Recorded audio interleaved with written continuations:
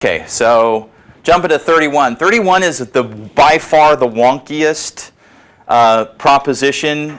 Even wonks I know are having trouble totally figuring out what it all is. It's a bunch of budget and spending reform. So it's a 2-year budget instead of an annual budget.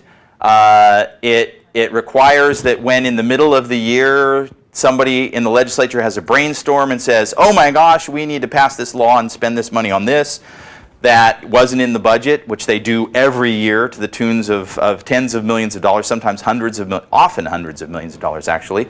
And they just sort of let that spill out in the budget. So they pass spending that's not in the budget and they don't care, and then that has to get sorted out in the wash. This says, no, actually when you do that, you either have to come up with some new tax money or cut something else as part of that actual legislation. So no more passing the buck, basically, to the administration to figure out where to cut when you pass new spending. The governor gets the power to make unilateral spending cuts when there's a fiscal emergency. So like right now when we're $3 billion short on revenue and we're only 2.5 months into the budget year, we're pretty close to a fiscal emergency, and the governor would be able to start making cuts without having to wait to see if the legislature ever makes any cuts, which they don't. It requires performance reviews and measures for state and local budgets, so actually defining what that money is supposed to do and assessing whether it does it.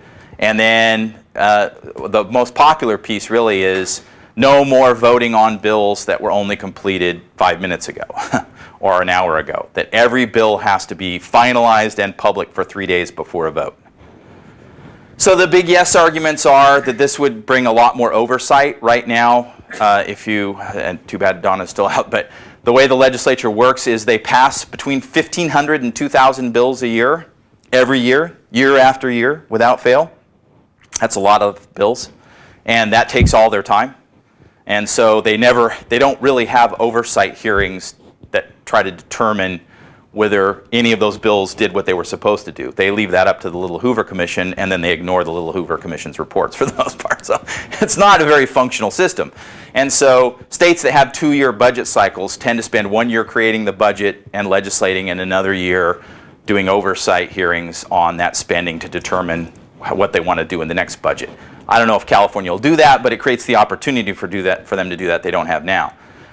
It requires the balancing of any new spending with cuts or new dollars, and it arguably shifts a lot of the spending to being based on performance rather than just political power. The key no arguments are that these reforms have been tried and haven't worked, they're unproven. There's a reason why the political process, democracy is about political representation, determining how money gets spent. It gives too much power to the bureaucracies. It costs some money to shift over to the new system. And it gives the governor too much power by letting him make unilateral spending cuts. What do I think of this? Well, I think we do have a huge problem with lack of oversight.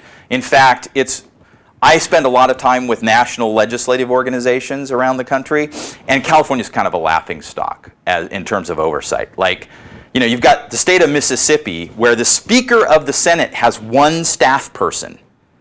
Okay, the freshman assemblyman in California has, I think, 6 staff people. So there's a huge disparity, and they do far more in Mississippi, far more oversight hearings than we do in California. It's just a cultural difference.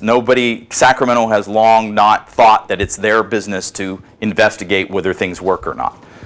So they allocate the money based on their opinions, not on any actual information about whether things work or not, because they don't do things to try to figure out whether they work or not. So we have that problem. And the International City County Management Association has basically been, it's an international government management organization, very respected. It's worked on these kind of reforms for a long, long time. It's piloted them in dozens of places, and they do work. They're no cure-all. They don't solve politics, but they do bring a little more rationality and analysis into the discussion. It doesn't change anybody's vote necessarily, but it can change somebody's vote, and it can give reporters like it because it gives them real information instead of just the opinion of some Republican and some Democrat who are both saying the other one's lying. and the reporter never really knows what's true. This provides some actual objective evidence. And so I think it would help, but I don't think it's a game changer.